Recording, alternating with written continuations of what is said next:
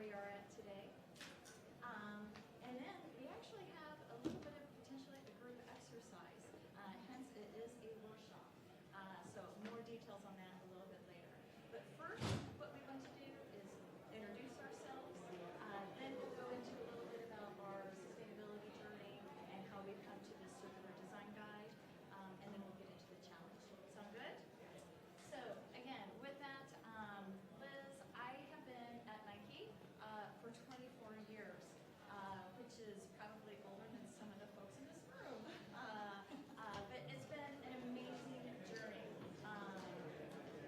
Maybe just a little bit about my background.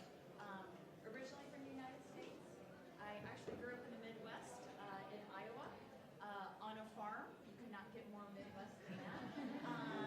And while my parents didn't talk about sustainability, we didn't give it that name. We just lived it, right? We had a garden.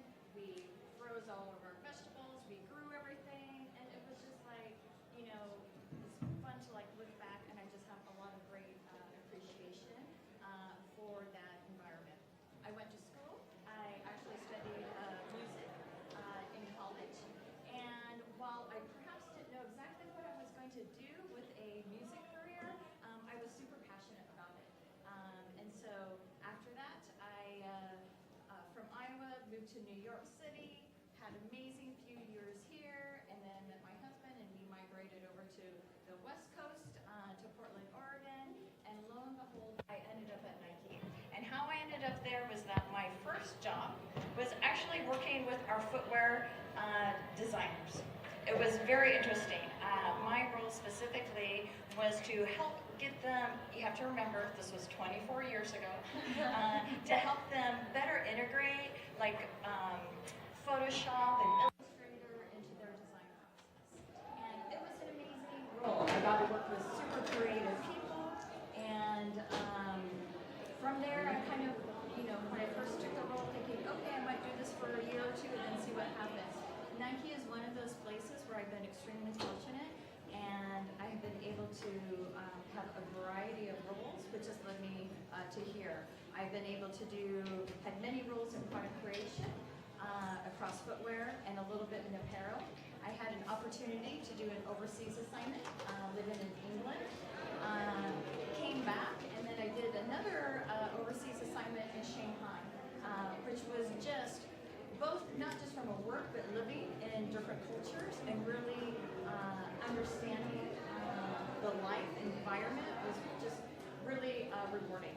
So with that, I came back to Nike, and I have to say, over the 24 years, this is probably like my 12th job.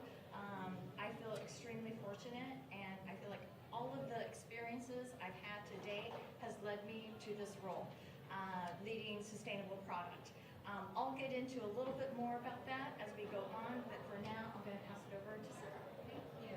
Hi, everybody. My name is Sarah Miller, and I'm the Performance Material Design Director for footwear at Nike. I've been with the company.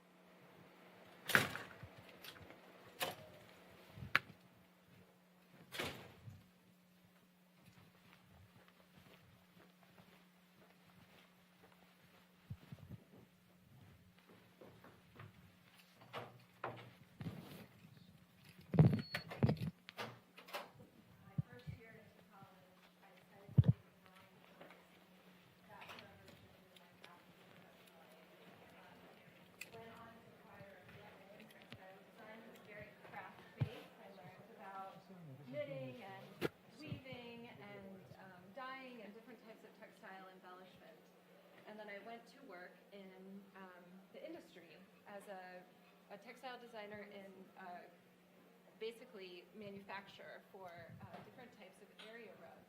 I did that for 5 years, so I learned how to take.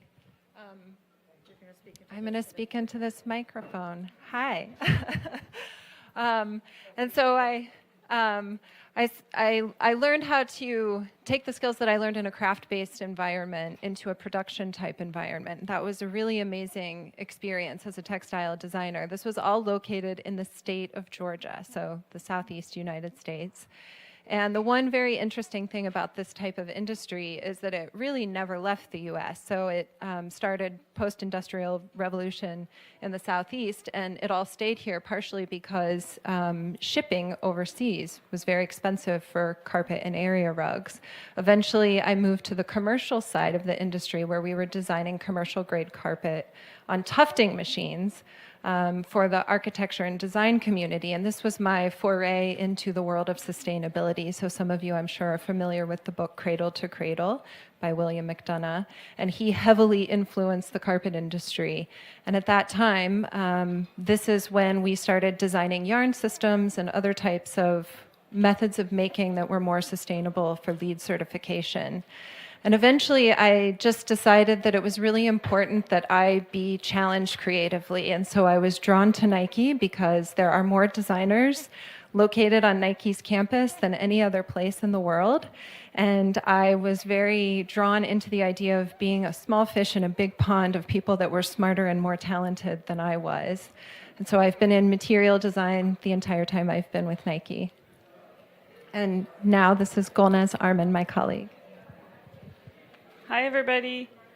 I'm going to tell you a little bit my personal life. It's a little bit different than Liz and Sarah. So my name is Golnaz. I grew up in Iran, and I immigrated to the US when I was about 20. My passion was always into art and design because my parents, they're both architects, and I was like surrounded by their work and life. So I moved to the US and I studied a little bit of architecture, and then I shifted majors into, I think this stopped working. Oh, it's okay. Shift majors into fine arts, and then finally I landed in textile. And it kind of felt my home was textile design, and again, one of the reason was like really growing up in Iran and being part of that culture and the history of the textile design in that culture. And then now that I look back, my work is so involved into sustainability and materials, working with Sarah and Liz and so many amazing people at Nike. And I kind of reflect on all the embedded issues and concerns growing up. If anybody here is from the Middle East, they would know that water is sacred because it's a constant issue in those countries. I still remember my mom telling me you cannot brush your teeth with water running, so I still do it to this day, even living in Oregon, which is rains more days than any other state in the US. And also, electricity was always a factor and issue because of, basically energy was rationed. So many nights I remember that we had to do our homeworks with candle lights, which I thought it was kind of cool, but now that I have a bigger perspective, kind of understand that these issues are part of our world and we can't solve it. We need everybody, and that's why I'm excited that I'm here, able to talk to you guys, because this cannot be solved with one solution or one country. We need everybody to be participating in solving the circularity, and especially with product design. So we're going to talk a little bit about more and specific projects that we have been working on at Nike. So I'm going to give it back to Liz, and she's going to tell you. Great, thanks. Okay, we have, as you can tell, a lot of show and tell, but before we get to that, I do want to talk just a little bit about Nike's history around sustainability. And I could really probably fill the entire hour, but I'm just going to give you a few brief highlights. One of the places I like to start is actually 26 years ago. Nike started the first take-back program with our footwear. It was called Reuse a Shoe. It still exists today, and we are actually continue to evolve it. But we started that Reuse a Shoe program, that take-back program, specifically on footwear, Because at that time, we understood there wasn't a whole lot of options, right? When you're done wearing your shoes, then what do, right? Just throw them away. And so this was our first kind of foray into take-back program to really establish another means to not only give a consumer another option, but then for us to be able to take that product, grind it up, and put it into future product. So that's one example of starting, again, 26 years ago. Another one that I'd like to highlight is that 19 years ago, in 2000, during the Sydney Olympics, Summer Olympics, we came out with our first recycled polyester singlet, right, for the runners. That was again, very, very innovative. I actually remember because, again, I've been at Nike for 24 years, and I actually had an amazing opportunity and was actually in Sydney for the Olympics. And I even remember to that date, not only as an employee, as talking about it, but just us being able to go, wow, this is so incredibly innovative. Even at that time, while I was in a completely different job, I had no idea what that would mean today. So while we started with one singlet, and we fast forward to today, 19 years later, we now are like the leading in our industry as far as the number of recycled plastic bottles that we divert from landfill. Rather than trying to make you guys guess, but to date, it's about 1 billion plastic bottles a year that are diverted from landfill. That's huge, right? And what that has done, again, Golnaz kind of mentioned this, is that this is not just for Nike as a company to solve. This really helped lead our industry so that others within our industry can do the same, which is amazing. So again, just a couple of examples of part of our sustainability journey, and then we'll get into more of the hands-on examples that more recent to date. Before doing that, though, I do want to talk a little bit about our circularity journey. So a year ago, May, we partner with what's called the Global Fashion Agenda. The Global Fashion Agenda puts on a major sustainability summit in regards to the fashion industry in Copenhagen, May every year. You can look it up, Global Fashion Agenda. Lots of folks from our industry participate. So a year ago in May, they put out a ask around to companies like ours to sign up for a commitment that basically was around how do we bring to life and educate and do more around circularity within our product creation teams. So we signed on to it. And when we signed on to it, we were like, okay, we have 2 years to be able to do this. What does that look like? Again, one of the benefits of working at such a large company is that you can surround yourself by a lot of great diverse thinkers. So I immediately pulled together a bunch of those folks in a room. And one of the first things that we did was look to see what tools out there exist around circularity for our fashion industry. And what was really interesting is that there's a lot. You just search circularity out on Google, and you'll come back with a plethora of various sites and explanations about what it is. But what we recognize is that there wasn't something really sharp specific to our industry. So we decided we're going to create it. Why not? And so again, the group of individuals at that table, we were quite small. It continued to get larger within Nike, but we also partnered with Central St. Martin's out of London, fashion school, with their faculty, as well as with many of their students to create what is being passed out, which you're going to be able to use, and you can keep this, our circularity guide. It's actually an online guide that we created, and we actually just launched this past May at Copenhagen Fashion Summit. And when we launched this, we recognize, again, this solving for circularity, solving for climate change, these are big issues, obviously. And so it's not going to be any one company, it's not going to be any one government, NGO to solve for it. And we sit really in this unique position where we can share, right? And we should absolutely make this open source. So we launched it as really an invitation to everyone within our industry, whether you are a student, whether you are in just a personal passion and wanting to being a maker of things, to be able to use this guide. The guide literally is composed of 10 principles. Rather than, again, making this truly a classroom and taking you through every single principle, what we are going to do is have Gulnaz and Sarah actually use some of our examples here to talk through and bring to life a couple of the key concepts. Sound good? So, who are we? Does everybody have a guide? Okay, great. So the first one that we're going to talk about is waste avoidance. And does anybody know Mo Farah? He's a famous Olympic athlete, British distance runner, multi-gold medal winner. He really was the person who provided the insight into a solution that we have around waste avoidance, which is Nike's Flyknit. This is the original Nike Flyknit upper. And the insight that Mo provided to our design team was that he put a sock on, and when he put the sock on, he forgot about it. And he prompted our design team to come up with a solution that was centered around forgetting that he was wearing something on his foot while he was also racing. So the team thought about it, and they thought, well, a sock is knit. What if we knit the upper of a shoe? And I'll go ahead and pass this around so you guys can have a look at it.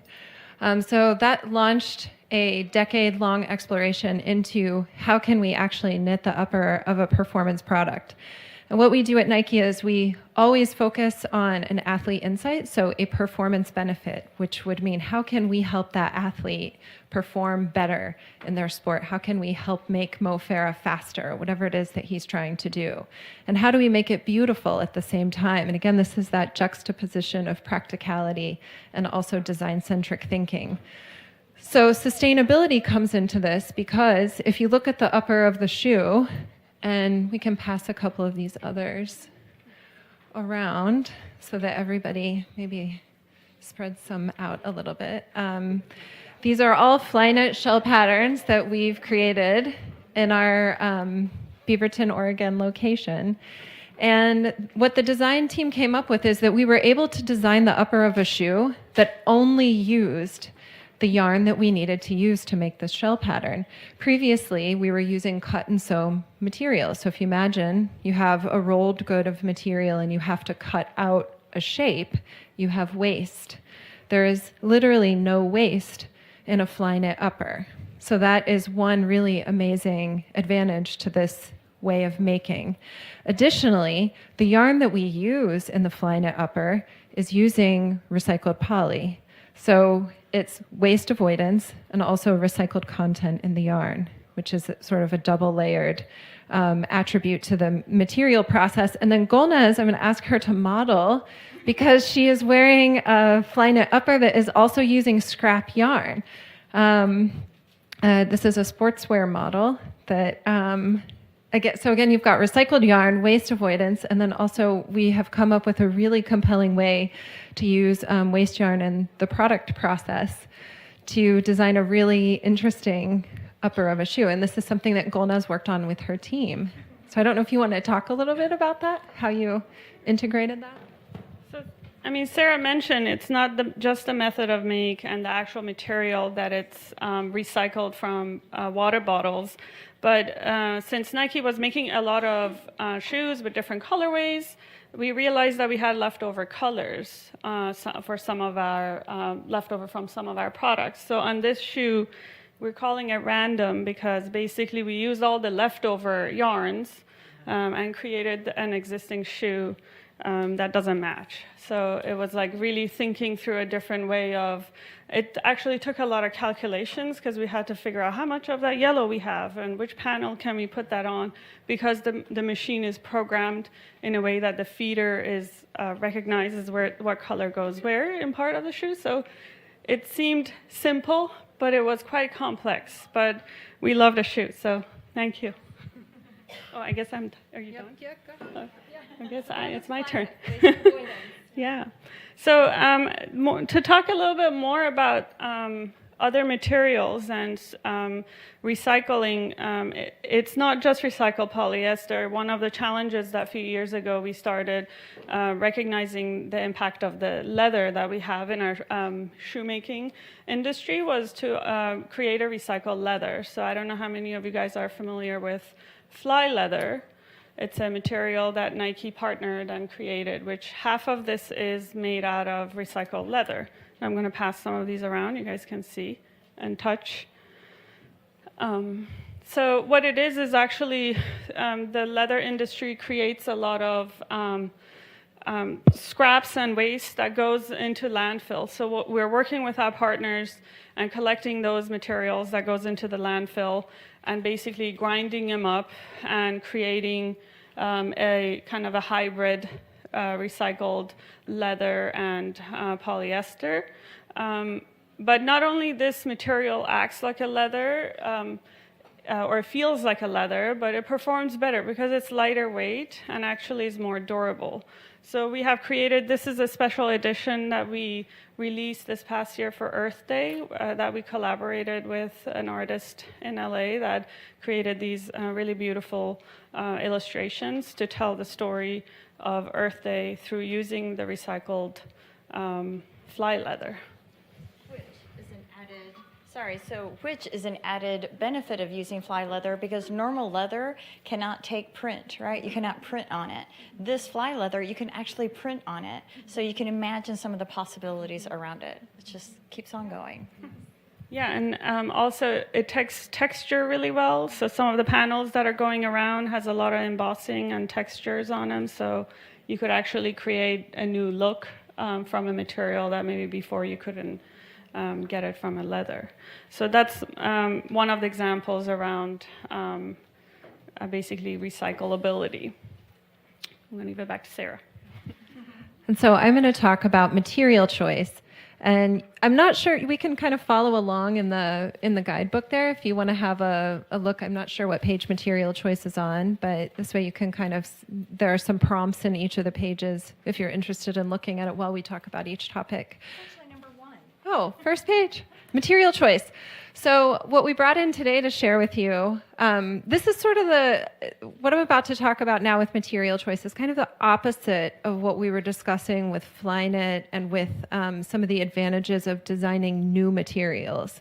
So one thing that we have found as we're trying to solve for sustainability in our products is that we are coming up with new ways of making things, and we're coming up with new types of materials, and that in fact is driving a new aesthetic that did not exist before, which is pretty exciting. If you can imagine that the way in which we're making things today changes, then in the future, the way things actually look and consumer tastes and individual tastes can actually change based on what is happening with the conversation around sustainability. But this backpack probably looks just like a typical backpack. And you would never know that the lining of this backpack has 100%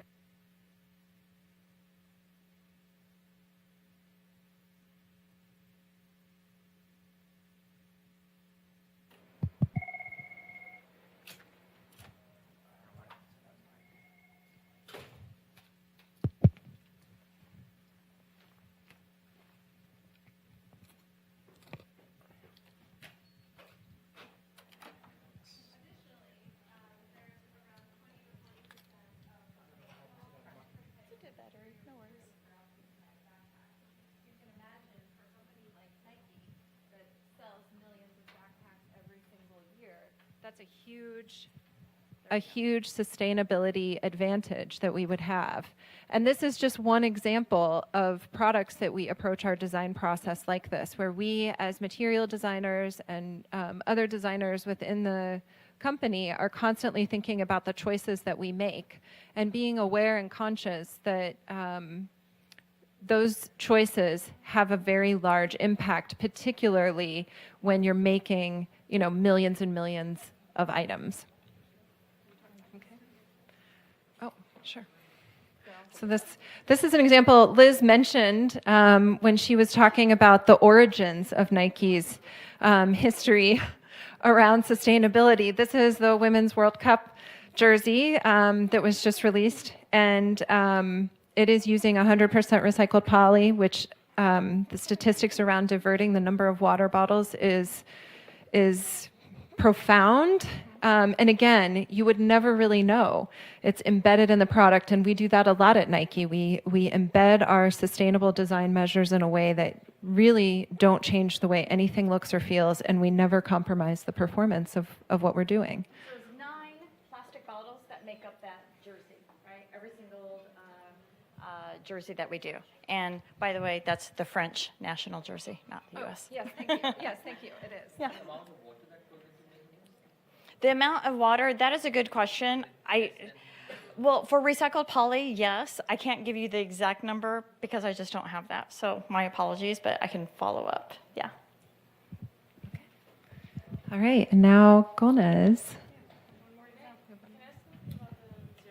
Oh, yeah.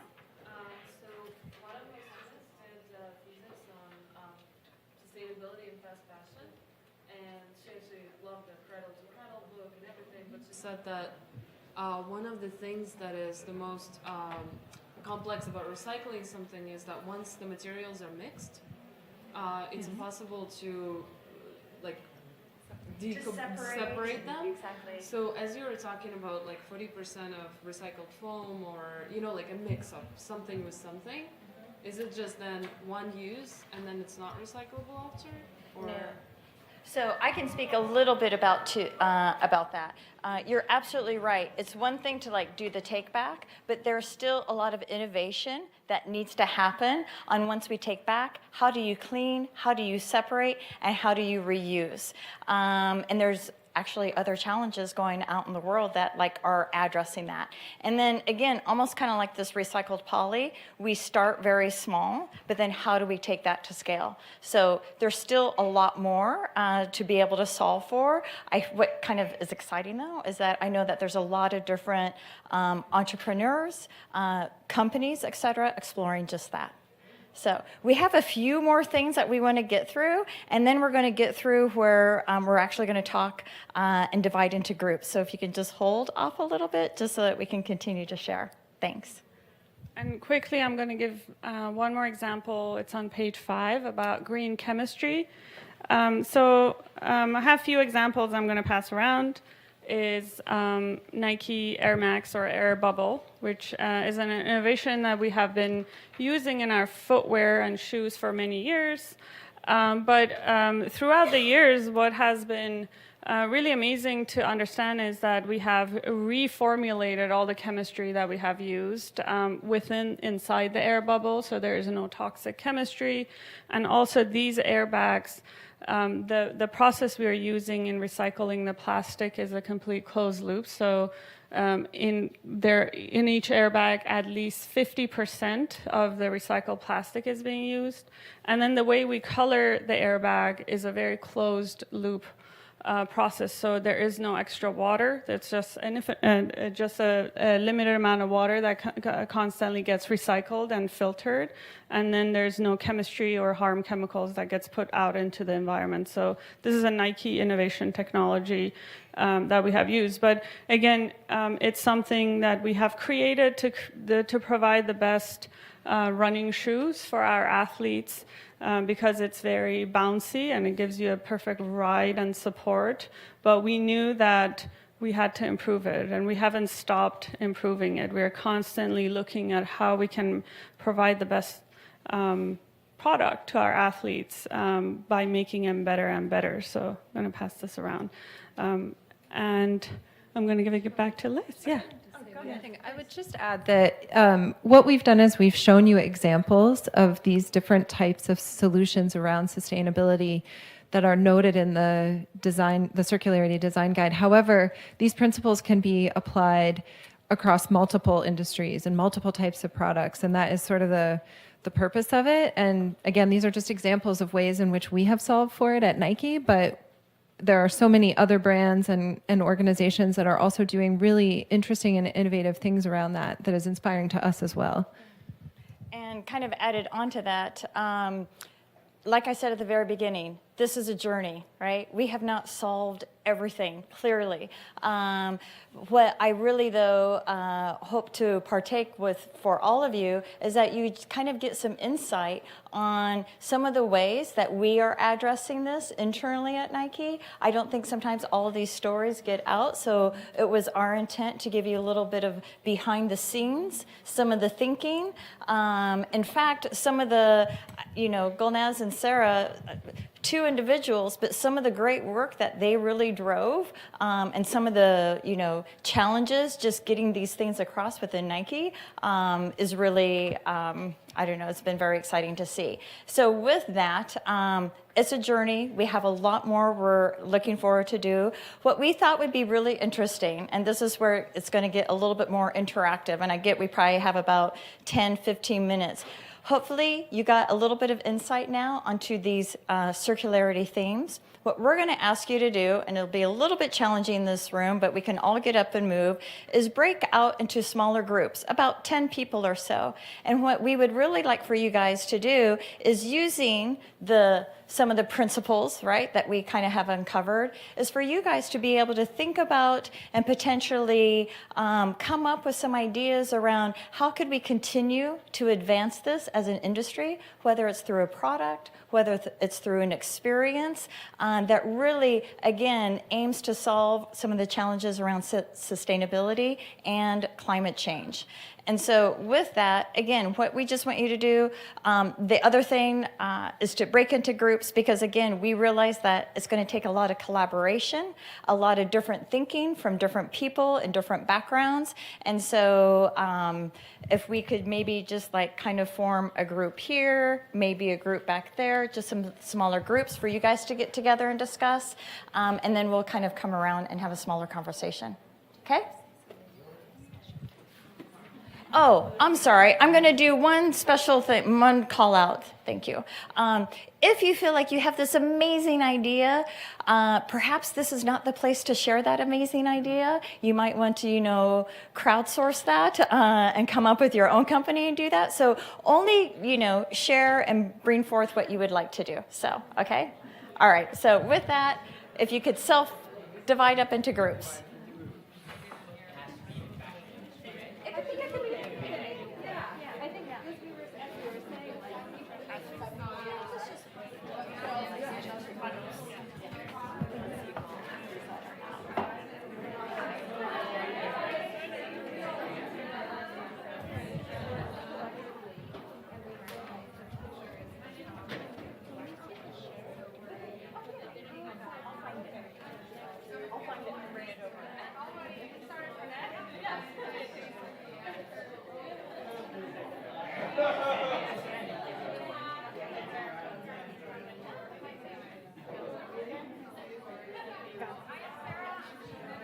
Do you know where the recycled tea went?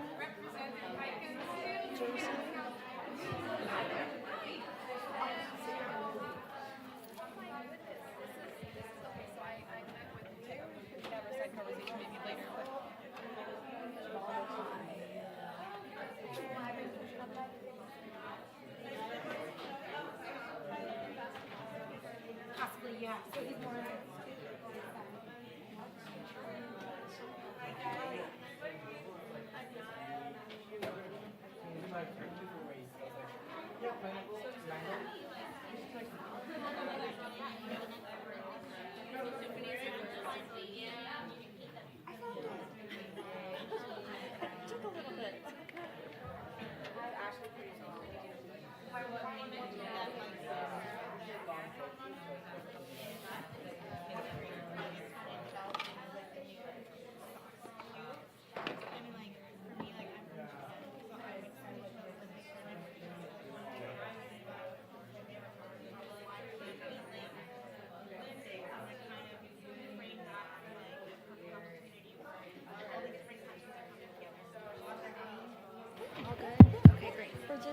broke them up into groups, and so we're going to give them 10 minutes to discuss, and then we'll do a wrap-up.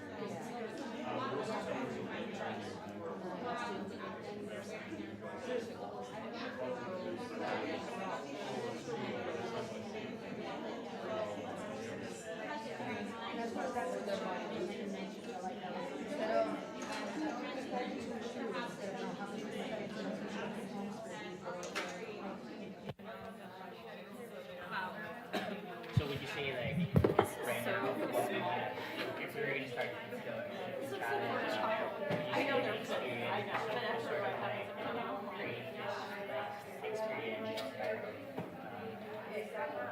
installation that creates like how do you like I'm trying to figure out like how do you extend it? Sure, I mean, I think that could be one thing, but I also think like even just having somebody from every country, right, that carries a significant like social status, the ability to connect different athlete or whatever, that is essentially me wearing these products, like French national team using that jersey, but then nobody's talking about the fact that that material was created in a way that was environmentally friendly and sustainable. So why can next, if I were to re-envision hypothetically those team members of the French national, they could have easily talked about materials and clothing or Oh, yeah, sure. You don't need it. I can see you guys better when you're speaking. discussion on circularity of fashion. I have climate change. There's a global audience, but like that opportunity to think about it. Like, what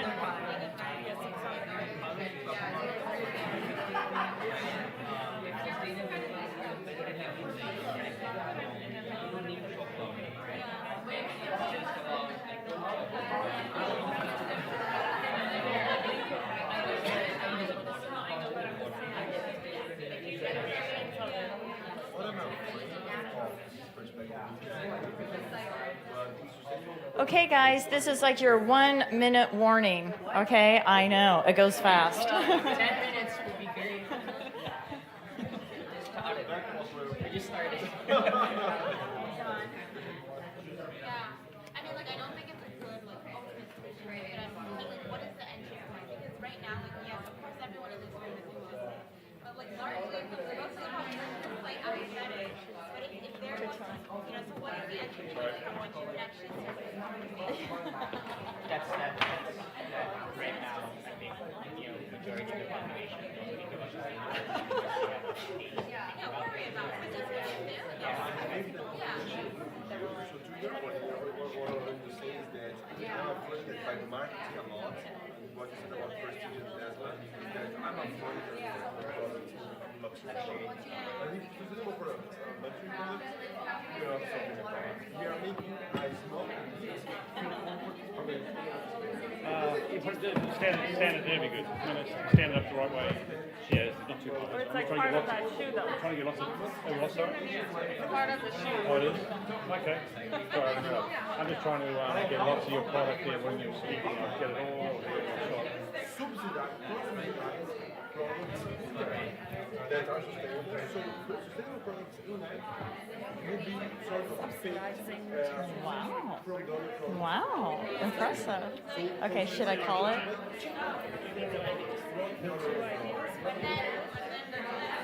Or whomever wants to share. I don't want to force. Of course, yeah, feel free.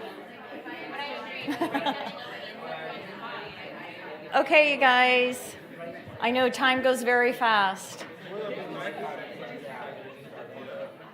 And I'm going to call you back to attention, maybe. So I want to make sure I get you out to your next event. So with that, I'm going to call you back. And first of all, hopefully you met somebody new that you did not know before, because I think that's a good point of all of these interactions. And then secondly, if any one group or multiple groups want to maybe share an idea or some thoughts about their dialogue, we would love to hear, but you're not, it's an ask, it's a request. But I'd love to, it was great to see the lively discussion. So is there a group that would like to share? Oh, great.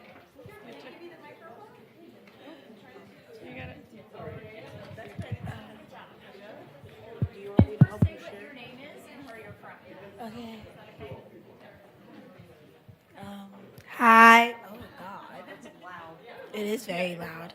My name is Anaya, and we wrote a lot, but it was basically focusing on recycling, reusing, stuff like that, and it's reducing the amount of materials you actually use. So it's like when you go to the store to buy a new pair of sneakers, instead of just buying a new pair and throwing the old ones out, you could exchange them and buy them. So they're still making money, but you're just helping the world by reusing the material and recycling it to make more sneakers. And when you recycle clothing, you can take the thread and colors that you use to make it and make different designs for different people and different uses.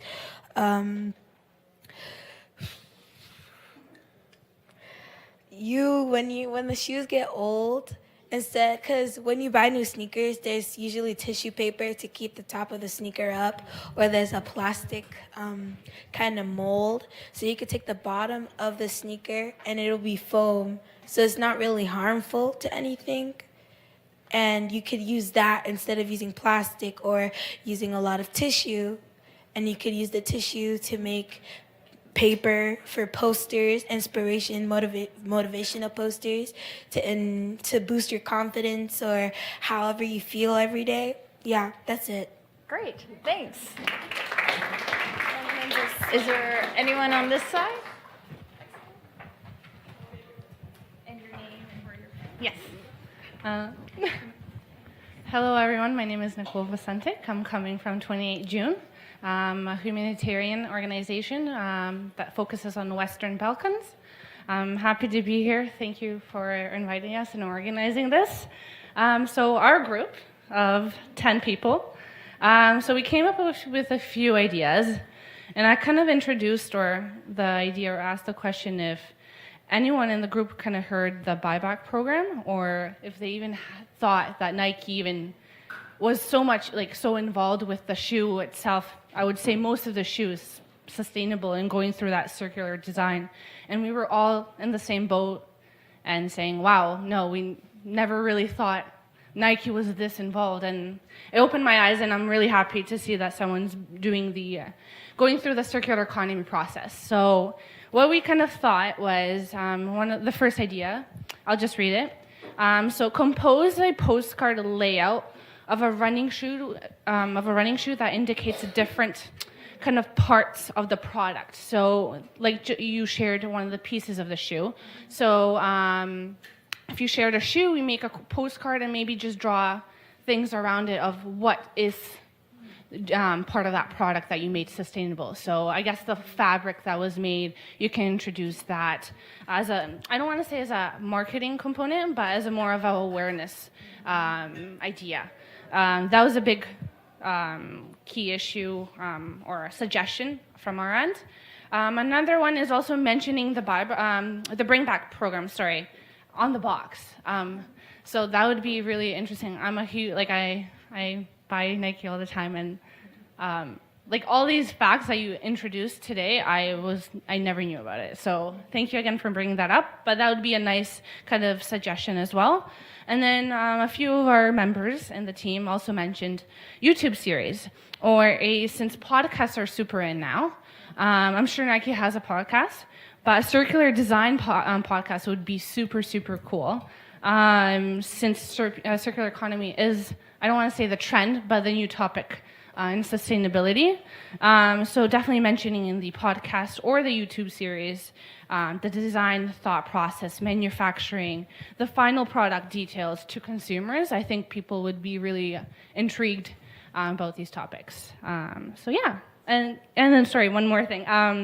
So also, since you mentioned the bottles, so if you designed a program where people can have X amount of bottles and they bring it into the store, maybe have a discount on Nike products or merchandise or whatever. So yeah, thank you.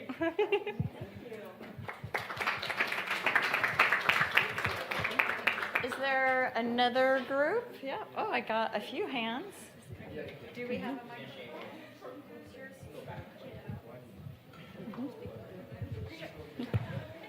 Hello, my name is Thanya Peck. I am a fashion beauty blogger, and my group is awesome. So they came up with vegan materials for shoes, also other alternative leathers like mango and pineapple, sea algae for rubber soles, reusing waste in other areas like construction, somebody said, and okay, yeah. Penny? So one of the main things that I was thinking about how the whole recycled plastic thing, it's great because we do have to find a way to address the plastic pollution issue. But when it comes to manufacturing recycled plastic materials, it creates microplastics, which contaminates the water and can cause health issues because it goes inside our enteric system. So maybe more efforts to confront that, to reduce how microplastics can leak out into our drinking water and affect the health of people. So that's, yeah, sorry, it looked confusing when I wrote it down, but that was more what I was thinking. Just a microplastic issue, yeah. I'm going to have Penny do the other one, but also transparency with factories. We're really interested in knowing who the heroes are making our products and the materials behind that and all that stuff. We're all really interested in that. And then Penny for the cellulose material.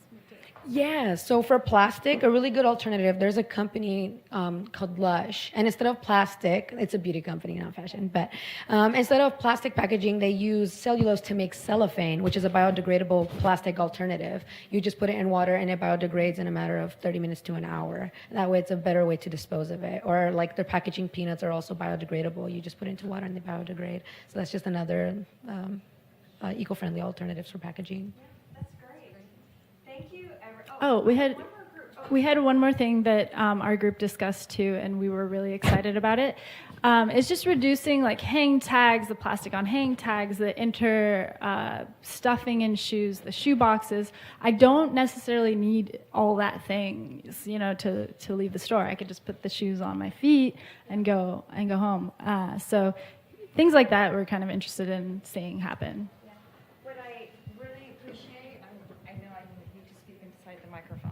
But what I really appreciate is that you guys identified, and we talk about this a lot at Nike, what's some of that low-hanging fruit, right, that we can do, and what are some of the more innovative things that we are actually researching and looking into, investigating. And I think every group kind of touched upon some of that low-hanging fruit that just is kind of common sense, and again, some more of the innovative. So one more group in the back.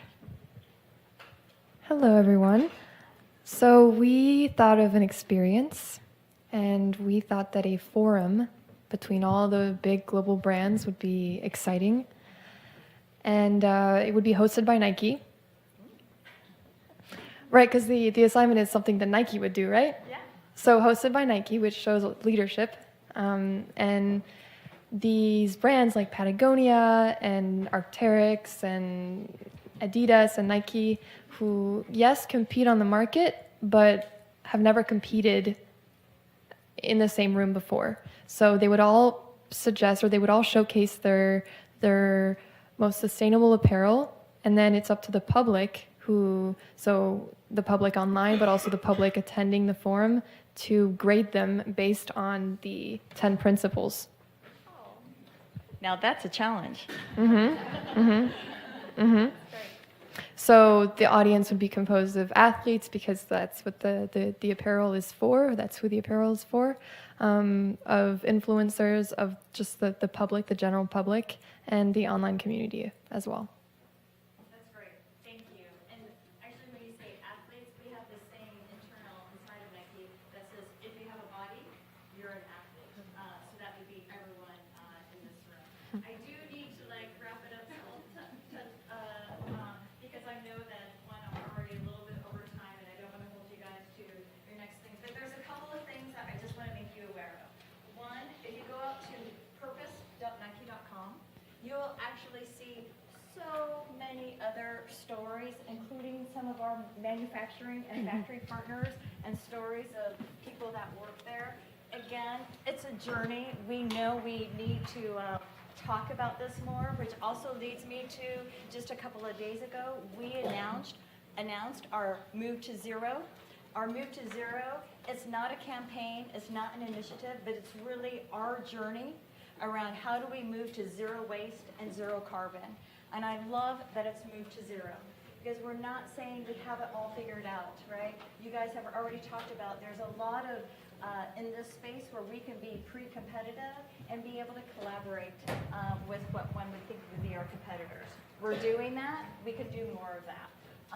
And then the last thing I'm going to just give a little plug for because I think my team did an amazing job on this. And on this guide, you will see there's NikeCircularDesign.com, which you can actually hear more stories. Golnaz is featured in a video, as well as actually download the full guide. This is just a part of it if you'd like to do so. So with that, love the conversation. Sounds like everyone took away something that they didn't know before they walked in here, which I always appreciate, and that you actually got to know one another a little bit more. So thanks again for your time, and yeah, look forward to continuing the journey.